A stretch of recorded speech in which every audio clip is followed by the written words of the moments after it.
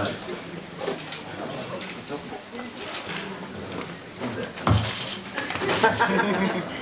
Es un verdadero placer para Nocturna contar con la presencia de Mr. Landis en Madrid. Ya lo intentamos hace 2 años, lamentablemente no pudo ser. Este año está aquí con nosotros y bueno... Gracias. Nos acompaña también en la mesa Gerardo Santafucero, es el escritor del libro de Landis, I have hundreds of que va a echarnos en cable con la entrevista y que va a realizarle algunas preguntas para todos nosotros y luego os daremos paso para que vosotros podáis preguntarle todo lo que queráis al señor Landis. Thank you for coming, John. And well, how did you begin to work in the world of cinema? Okay. I think this is such an interesting venue because if this gets boring, you can go shopping.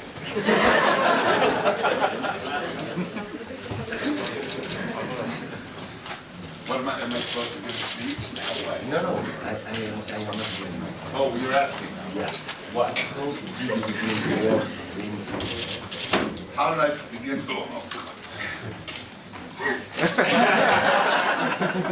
I have no idea. I have no idea what he wrote in this book. So I'm kind of scared to endorse it. I, like everyone here, do you all speak English? Yes. More or less. You translate. Okay. You're writing it down. Yeah. So when I finish, you talk. Yeah. Okay. So now I want to talk real fast so you can't. Everyone has the movie that was their epiphany, that was their moment where they understood the power of motion pictures. For many people, it's Star Wars or Forbidden Planet. For Ray Harryhausen, it was King Kong. But there's that movie when you're in a cinema and you have what's called suspension of disbelief, that you're in the film. And for me, when I was 8 years old in Los Angeles, I saw a movie in a theater called The Seventh Voyage of Sinbad, which was a Ray Harryhausen fantasy movie that it was transformative. I loved it. And I went home and asked my mother, I said, who does that? Who makes the movie? And my mom, which is surprisingly sophisticated because she had no relatives or anything to business, she said, the director. The director makes the movie. So from the time I was 8 years old, I wanted to be a director when I grew up. Go. Bueno, primero comentó que si os aburrís es un buen lugar para hacer la rueda de prensa porque podéis iros de compras. Y bueno, Luis le ha preguntado que cómo empezó en esto del mundo del cine. Dice que como todos, tiene una película que en un momento fue una epifanía que le reveló lo que era el mundo del cine. Para algunos ha sido Star Wars, por ejemplo, y para King Kong, para Harryhausen,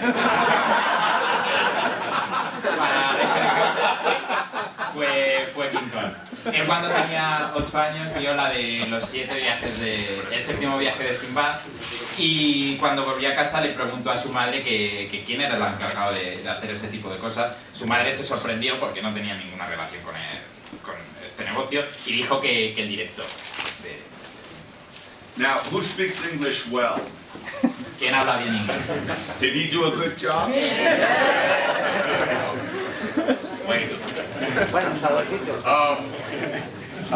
So anyway, I grew up in Los Angeles, which was lucky for me because I was born in 1950. So I was able to seek out the people who basically invented the language. I met everyone. I really did. From everyone from Alan Dwan to Everybody. I mean, I really would go around and try to introduce myself and talk to, so I got to meet people like Stan Laurel and Hal Roach and to everybody. And then when I was old enough, when I was 17, I got a job in the mailroom at 20th Century Fox Studios. And at that time, in 66, 67, most of the studios still had their back lots. MGM, they all, 20th Century Fox. If you go to Los Angeles now, what Century City is a big, you know, they're big buildings, and that was the back lot. They were actually in the process of tearing it down when I was a mail boy. There are only like 3 back lots left, and they're much diminished. But they were fabulous, and it's where I spent a lot of time. And as a mail boy, I was able to be on the sets of movies like Beneath the Planet of the Apes, and Hello, Dolly, and Tora, Tora, Tora, and just ridiculous MASH. I mean, so many, many movies. And then as soon as I could get jobs on movies, I did. And it's all very boring from there.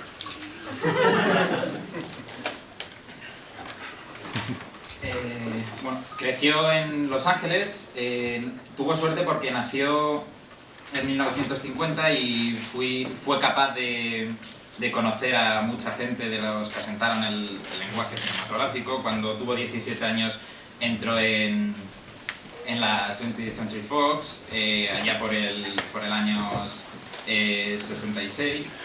Era una gran ciudad, había solo tres grandes edificios, sets donde se rodaban las películas, pero pasó un gran tiempo allí colaborando en distintas películas, como por ejemplo Beneath the Planet of the Apes, que es la de Regreso al planeta de los simios.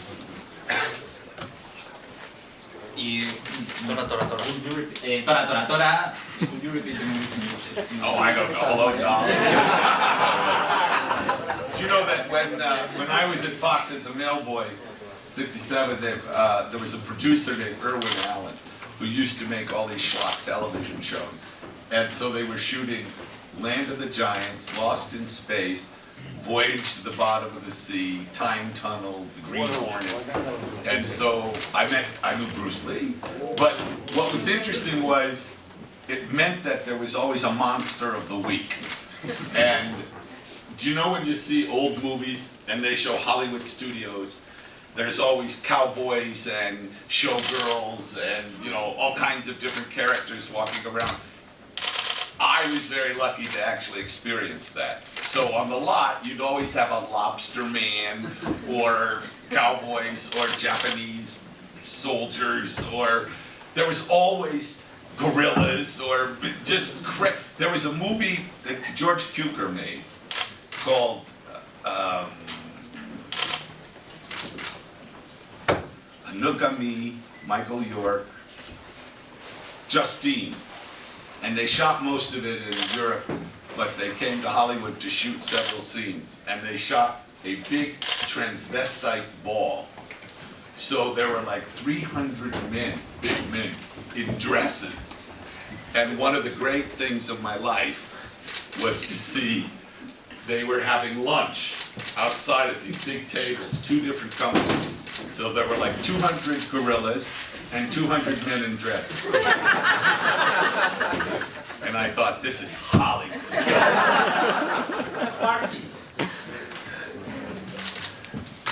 Bueno, aparte también trabajó en diversos programas de televisión y series de televisión, como por ejemplo Green Hornet, conoció a Bruce Lee, y era interesante porque experimentó esa época donde había programas donde había cowboys, soldados japoneses, gorilas, experimentó todo ese tipo de situaciones tan diferentes. Luego también, como anécdota, George Cukor vino a grabar unas escenas de su película Justine y había una escena en la que había una especie de baile de hombres travestidos, y es curioso porque luego a la hora de comer había como 2 grandes mesas donde la gente estaba comiendo, una con 200 gorilas y otra con 200 travestis, y eso es Hollywood. It's better in Spanish. Es mejor en español.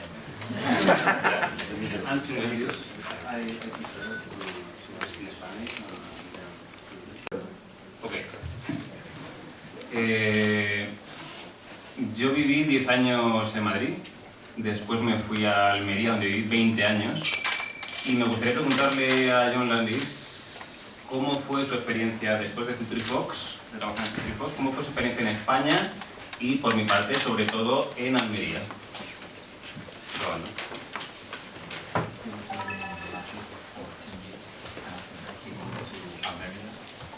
This guy lived in Almería. He Yeah. lived there for another 20 years. You lived in Almería for 20 years. Yeah, now I'm in Barcelona, but yeah. And how was your experience in Almeria after the And in Spain, in general. I mean, Spain? What's going to happen is I'm going to answer, and then he's going to go like this.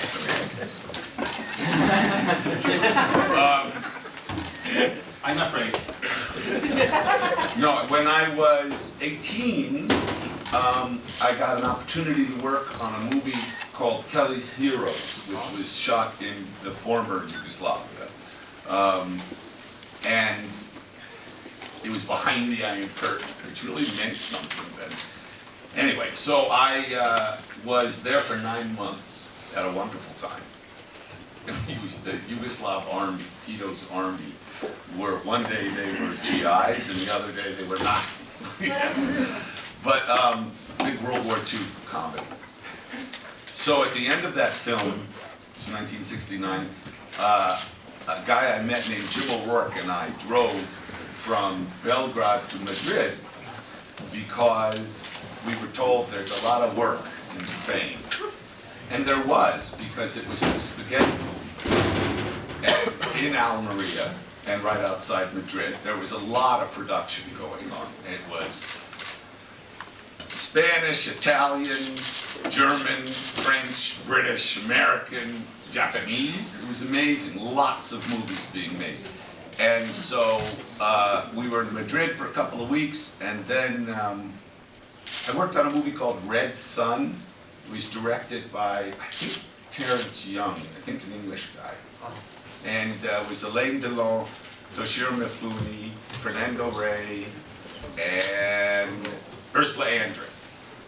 And nobody knew what the fuck was going on. Because you'd have a scene, I played, Alain Delon was a bad guy, and he had like 3 or 4 bad guys with him. I'm one of those. And had very long hair, pigtails, a stupid fake beard. But that was shot in these, we had a scene in a caves, not far from Madrid, like an hour, so you know caves, whatever. Yeah. And there was a scene with Mifune, Charles Bronson, Ursula Andress, Alain Delon, Fernando Rey, 5 or 6 people. And it's a scene in which he would speak Japanese, he would speak French, he would speak English, he would speak Spanish. And it was like they'd just wait till the other one stopped and then they'd say their thing. And then it was all dubbed into English or Spanish or French or whatever. Anyway, and then we went to Almeria, and I was in Almeria for a long time. I mean, like 9 months or something. And then there was nothing there. It was a bull ring and a couple of pensions and bars. It was kind of a shit. It's in the book. But it was amazing how many shows were shooting. And there were these people, these Spanish family called the Ochoas, a guy named Joe Ochoa, and he had sons, and they were like the mafia. They like ran everything. They were the ADs and the production, and they were on all the places. They were very powerful and good. They were very good at their jobs. Anyway, so while I was in Almeria, Jim and I stayed in a pension, and we worked on many movies. I saw Franco Nero like 2 weeks ago in Los Angeles, and he still remembers me. He goes, hey! But in many movies, I actually worked on Once Upon a Time in the West as a stunt guy. And Leone was very funny, and he spoke just like Chico Martin. There was Henry Fonda who was in the movie, and Leone called him Hank. but he would say Enk. He'd say Enk. Anyway, it was very exciting for me to work on these movies. And in fact, on Once Upon a Time in the West, there were two younger guys. Everyone was, Italian or Spanish and older. But there were these two younger guys who were Italian film critics. And they wrote the screenplay. And I used to hang out with them. And they were very funny and very nice guys. And they were Bernardo Bertolucci and Dario Argento. I don't know what happened. No, it was very funny. Years later, I saw the Conformist and I went, Bernardo! Anyway, so I was in Spain almost a year and worked on a lot of movies. I don't think you can do that now. And that was wonderful.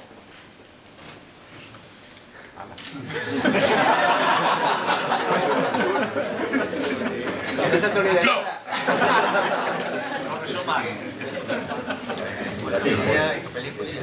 Bueno, pues cuando tenía 18 años tuve la oportunidad de ir a rodar una película a la antigua Yugoslavia. Estuve allí 9 meses, era una película sobre la Segunda Guerra Mundial. Y después fueron de Belgrado a Madrid porque les dijeron que en España había mucho trabajo por el resurgimiento que estaba habiendo del spaghetti western. Estaban involucrados España, Italia, Japón. Estuvieron en Madrid 2 semanas rodando Red Son del director inglés Terence Young con actores como Fernando Rey. Era curioso porque dice que a veces en los rodajes nadie sabía qué coño pasaba. Y uno de los que estaban allí era a Banderón. Filmaron una escena poco de Madrid con Charles Bronson también y había situaciones en las que había gente hablando francés, hablando italiano, hablando español y claro, como nadie se entendía, pues nadie sabía cuándo se tenía que parar y claro, luego fue todo doblado tanto en inglés como en castellano. Y es curioso porque cuando llegó ya apenas quedaba mucho y es increíble porque también había como una especie de mafia española. Ochoa. They must still be around. La familia Ochoa que controlaban todo allí. I remember you just had to be sure to stay on their good side. Que hacían un trabajo increíble. Y también trabajó en la película Once Upon a Time in the West, la de Agáchate... No, hasta que llegó su hora, con Henry Fonda.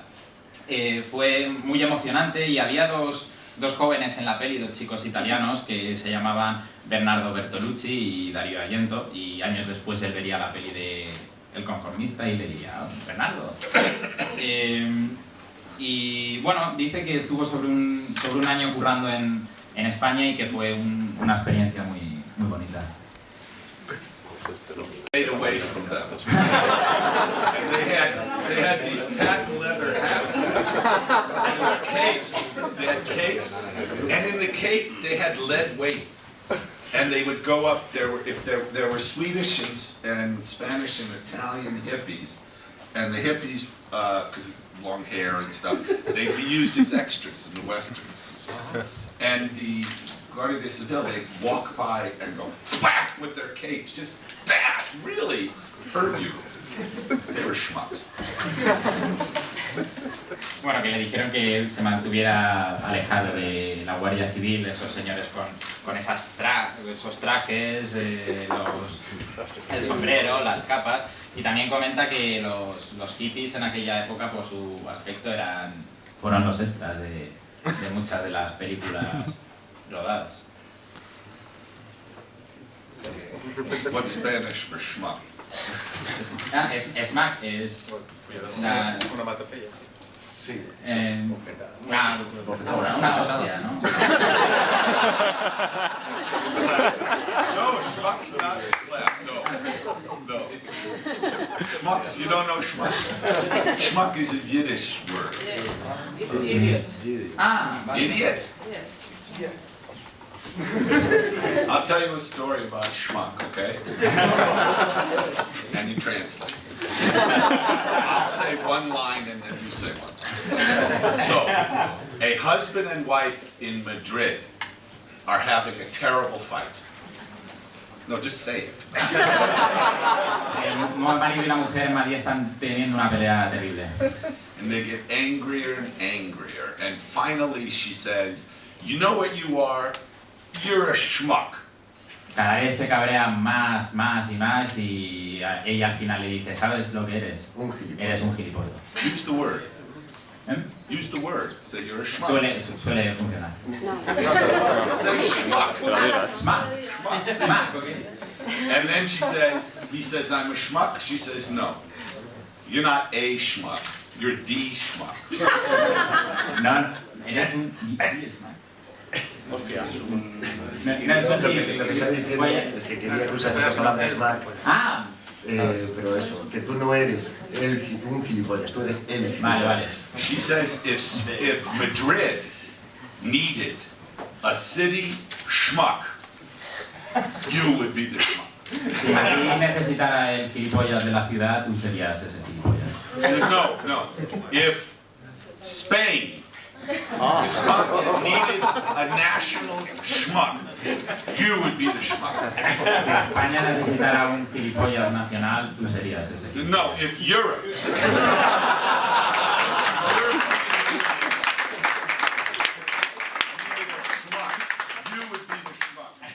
Si la Unión Europea necesitara un gilipollas, tú serías ese gilipollas. She says, no, if there was an international competition for schmuck of the world, you would get second place. Si hubiera una competición mundial de los gilipollas del mundo, tú estarías en el segundo puesto. And he says, why would I get second place? Porque iba a estar en el segundo puesto. She says, because you're a schmuck.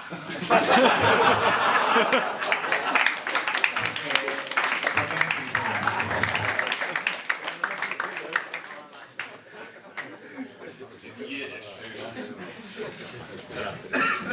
Le he preguntado a Luis cuánto tiempo tenemos, porque yo le preguntaría sobre todas las películas. 15 minutos. Pues vamos a Hombre Lobo americano en Londres. Cuando vi la película por primera vez, Un Hombre Lobo americano en Londres, yo tenía entendido de pequeñito que era una comedia de terror. Claro, a mí eso me traumó el visionado. Y quería preguntarle a John Landis, que se lo han preguntado 20.000 veces, ¿por qué cree que se extendió rápidamente esa etiqueta, así corriente de opinión, de que era una comedia de terror? I like they know. When he was young, he was told that an American Werewolf in London was a horror comedy, and he got a trauma because of that. And why do you think the people thought it was an horror comedy? Because it's funny. But he's right, because they call it a comedy horror or horror comedy, and it's not. It's a horror film. And it's pretty bleak, but it's very funny. So people are confused. People like to label. People like things neat. But in fact, my intention was to make a horror film. So it's pretty creepy. But it's funny. Él dice que bueno, porque es divertida, pero él lo considera una película de terror. Él hizo una película de terror, lo que pasa que la gente a la hora de categorizar ciertas películas, pues la catalogó como una comedia divertida, pero al final el resultado también es una película bastante sombría, aunque, como vuelvo a repetir, es una película bastante divertida también. My intention was to, he owes him money. They've been fighting all morning. My intention was to make something, werewolves don't exist, okay? So, for a werewolf to be there in real life is impossible. So my intention was to take something that is impossible and treat it as realistically as possible, which is why it's funny. Because the two boys who are the protagonists are very smart and funny. And most intelligent and sophisticated people's response to the supernatural is to be humorous. Things that scare us, our first response is, it's like, to be funny. And it's just very human. So my intention was to make it funny. But by making it funny, I think it's more horrific. Bueno, dice que los hombres lobos no existen y esto no puede suceder en la vida real. Entonces, como esto no es algo realista, él quiso tratarlo de la forma más realista. Y los dos protagonistas de la peli son dos chicos muy inteligentes y muy divertidos. Entonces, ante estos sucesos supernaturales que ocurren en la película, se comportan de una forma más natural y más realista, que es lo que hace que sea divertido. Vale, creo que nos quedan 10 minutos así. Y aunque van a ser un poco caóticas las preguntas, egoístamente no me puedo ir sin que el señor Landis cuente una anécdota. Ya ha contado varias. La anécdota durante el rodaje de Tres amigos, relacionada con la futura mujer de Alfonso Arau. Could you tell us about an anecdote in the film Three Amigos about Alfonso Arau. Alfonso Arau's About his wife? wife? Yeah. Oh, sí. Alfonso Arau plays El Guapo in Three Amigos. He's a wonderful Mexican actor and director. He was in The Wild Bunch, he's in El Topo, he's in lots of movies. And Alfonso was married then to a woman named Lara. And I knew she spoke English. And we were shooting in Arizona in the Saguaro National Forest with those cactus, like Roadrunner cartoons. And she never said anything. But I knew she understood. And finally one day I said, Lara, why don't you say anything? And she gave me this totally serious answer, which we all went, which was, she said, well, when Alfonso and I got married in Mexico City, we went to a fortune teller to have our tea leaves, our charts made and read. And I went, yeah. And she said, and the fortune teller said that on our, I've forgotten, 10th anniversary or 12th anniversary, whatever it was, but on some anniversary, I was going to write a book. And the book was going to be the most successful Mexican novel ever. And then Alfonso was going to make a movie, and it would be the most successful Mexican movie. So I'm thinking.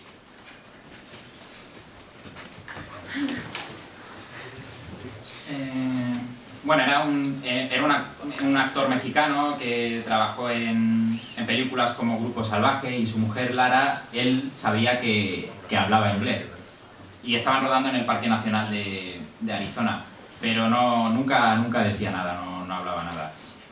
Y le preguntó un día, y Lara le contestó que cuando se casó con Alfonso, fueron a un vidente, y le dijo que en el 10º aniversario, no se acuerda exactamente en qué aniversario, pero en un aniversario, Lara, ella escribiría el libro más exitoso de México, y Alfonso haría la película más exitosa de Estados Unidos. Así que ella estaba pensando.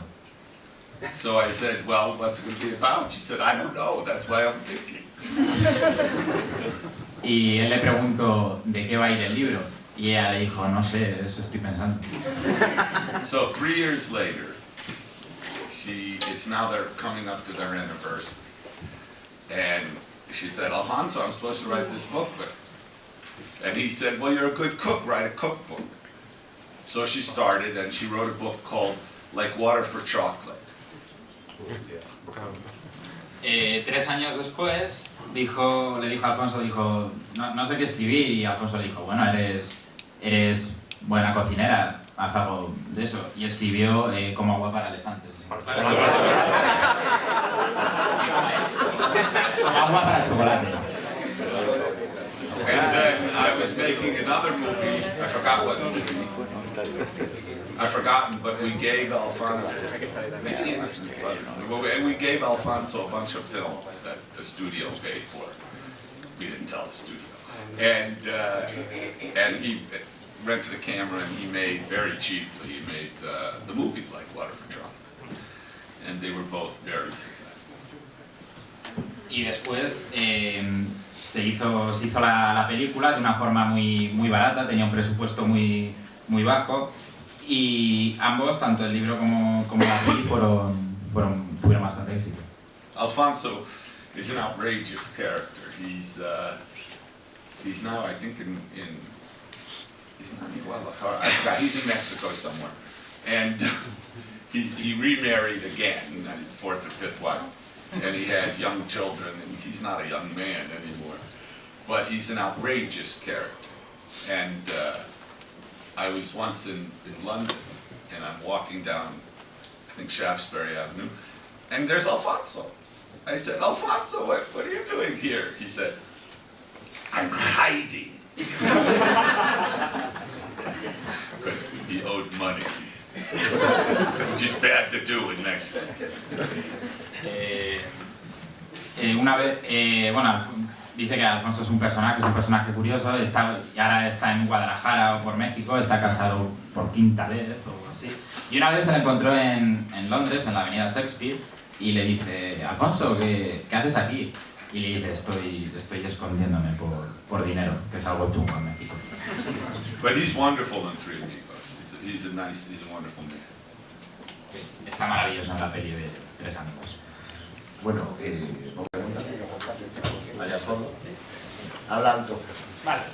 El año que viene se cumple el 25 aniversario de Años en Blue.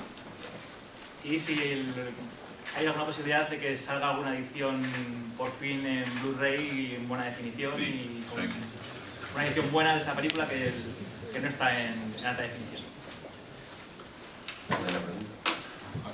Next year, Innocent Blood is 25 years old. Really? Yeah.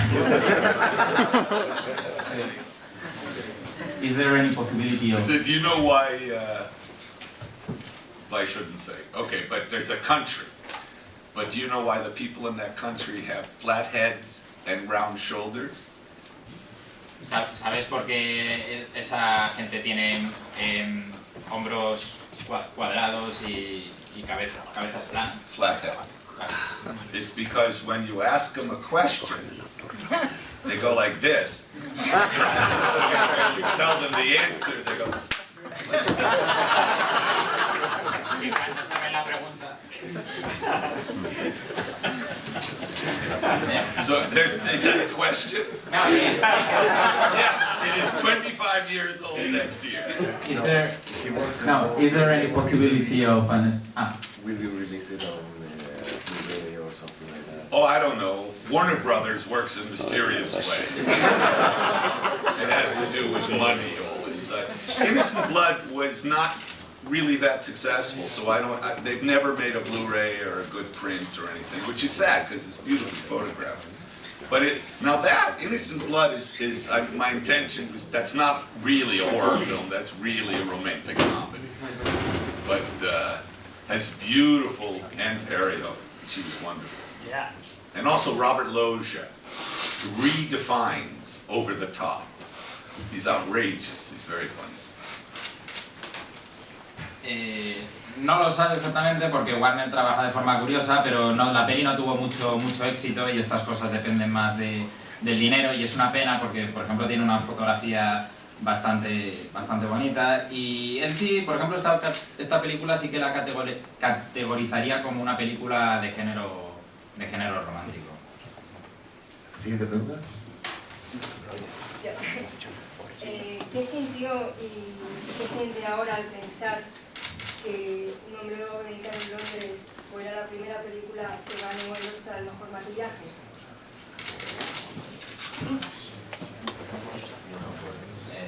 What do you feel when An American Werewolf in London was the first movie to win an Academy Award for Best Makeup? Well, Rick Baker won the Oscar. Well, he deserved it. It was great. It was good. Rick's work was extraordinary. Bueno, fue Rick el que lo ganó y realmente su trabajo fue extraordinario.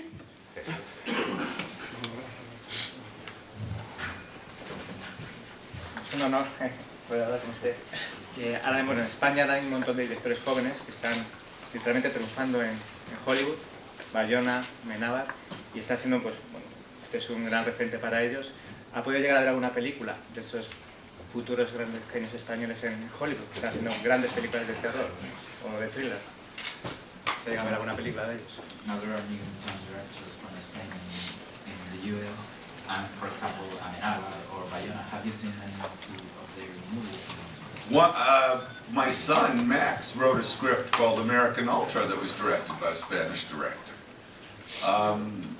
There are many Spanish directors. There always were. Spain used to have a very healthy film business. But there's still great Spanish filmmakers. My favorite filmmaker is Spanish, a man named Luis Buñuel. You know, so what's the question? Que si usted la experiencia que tiene como creador de cine de terror, si cree que tienen el potencial o puede hacer grandes cosas en género de terror allí en Hollywood, aparte de lo que está haciendo. Hollywood, what you call Hollywood, has always been international. Who are the great Hollywood directors? Alfred Hitchcock, Ernst Lubitsch, Billy Wilder. You know, who are great Hollywood movie stars? Ingrid Bergman. You know, it's always been fairly international. So yes, I think anybody can. It's difficult now because it's changed so much. In the last 10 years, it's completely different. And it's reflected in the product. It's all about comic books and computer-generated destruction of cities. You know, it's a different paradigm because of the economics and because of the internet and piracy, and it's global in a way that it was never before. China is now the biggest market, so it's changed tremendously. And the great irony is because of technology, you know, it's easier and less expensive to make a movie than ever. You can make a feature. I saw a movie called Lipstick. It was shot on an iPhone, and they, you know, finished it on their laptop. So you can do remarkable things. The difficulty is getting it in a cinema because it's so expensive to get it theatrically shown. And for me personally, the tragedy is the different platforms, they're called. People now, there's a whole generation that has no problem watching a movie on an iPhone or a laptop. You know, most people watch laptops or television. And it's sad for me because a movie is meant to be seen in a big cinema on a big screen with good sound. And the more people, the bigger the crowd, the audience is, the better the movie is. Especially with comedy and horror, scary movies are much scarier with a lot of people, and because fear is contagious. And comedy is much funnier with a lot of people because laughter is contagious. And even emotional movies, any movie is better. The bigger the venue and the more people you see it with. But that's evolving. Bueno, a la primera pregunta dice que su hijo escribió American Ultra, que está dirigida por una...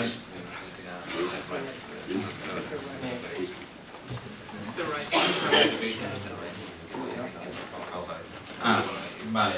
Fue dirigida por, ¿no? Por Pau Cabeza. Who directed Mr. Right? Un iPhone. Y que ahora lo realmente difícil, más que hacer la película, es llegar a exhibirla en el cine. Y para él la tragedia es que ahora hay tantas plataformas que a la gente no le importa ver una película en un móvil o verla en el ordenador, y que para él el cine cobra sentido en una pantalla grande, y cuanta más gente y más grande la sala mejor, porque sobre todo en películas como las de género de terror o comedias se disfrutan más cuanta más gente haya, porque cosas como la risa es algo contagioso. It's funny, the guy who directed American Ultra is, well, he's American, but he's Iranian. So shows you how much I know. Bueno, solo tenemos tiempo para una última pregunta. So an Iranian and a Spaniard, that's Hollywood. Hola, bueno, enhorabuena por su filmografía y nada, saber futuros proyectos y si ha visto y qué le parece la secuela de Un hombre lobo americano en Londres. Sobre futuros proyectos también. Sí. Congratulations for your filmography. And do you have any future projects and what do you think about the second part of American Werewolf? Do you mean American Werewolf in Paris? It was shitty.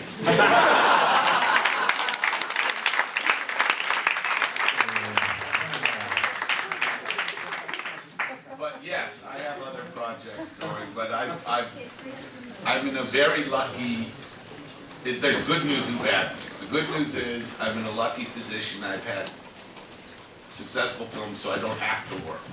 The bad news is that I want to work, and I am developing a number of things. The big problem is the movies I would like to make are not the movies that the studios are making. So you have to go independent, which is fine, but the problem that I don't think people are aware of, you know the Sundance Film Festival and the Toronto Film Festival? In 2015, each of those festivals had over 5,000 feature films submitted. So how many films come out a year? Not 5,000. So you realize most of those films will never even show up on YouTube. I mean, they just won't, you'll never see them.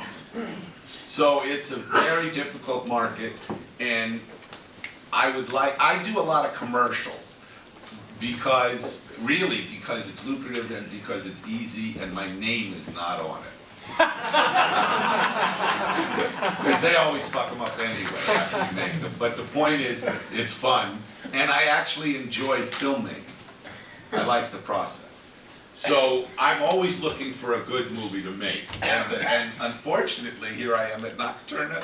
What I've offered a lot are horror films, and most of them are dreadful. And then or comedies, and usually those are pretty bad too. So if I'm going to make a movie, I want to make something that I would like to see. So, you know, it's difficult. I have 3 different movies, and if they happen, you'll hear about it next year. Sí, tiene otros proyectos y hay buenas noticias y malas. Las buenas es que al tener una posición ya en el mundo del cine, pues sí, recibe propuestas y trabajo. La mala noticia es que muchas veces lo que él quiere hacer no es lo que los estudios quieren hacer. Entonces tienen que ir a lo independiente. Dice que lo independiente no es un problema, pero que festivales como por ejemplo Sundance y Toronto, que son festivales de cine independiente, en total suman como, les mandan 5.000 pelis. Y claro, de esas pelis no todas, muy pocas ven la luz al año, entonces muchas ni se podrán ver prácticamente casi ni en YouTube. También dice que hace anuncios para la tele porque son lucrativos y no sale su nombre en ellos. Siempre busca algo bueno, y muchas de las cosas que recibe son películas pues terroríficas y comedias, algunas mejor, otras peores, y que en proyecto puede llegar a tener hasta tres películas. Bueno, lamentablemente no tenemos más tiempo, así que... Who are you people? Are you all journalists? Me está preguntando si todos sois periodistas. No. You were shopping.